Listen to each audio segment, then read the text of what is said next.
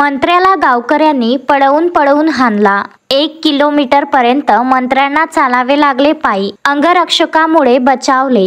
ज्याप्रमाणे पुणे तिथे काय उणे असे म्हटल्या जाते, त्याचप्रमाणे बिहार येथे कधी काहीही होणार असे देखील म्हटल्या जाते।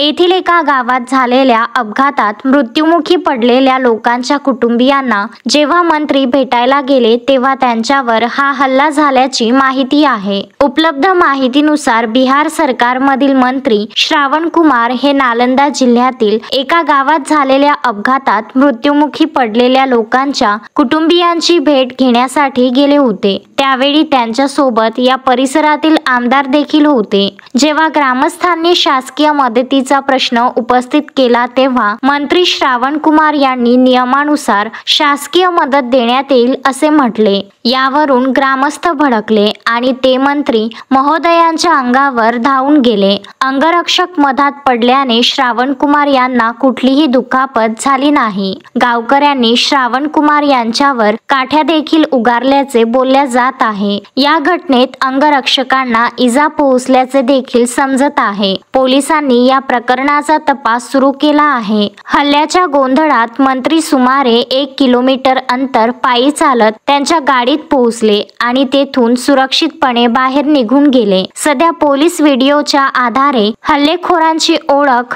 पटवत आहेत। Bureau report, Bihar.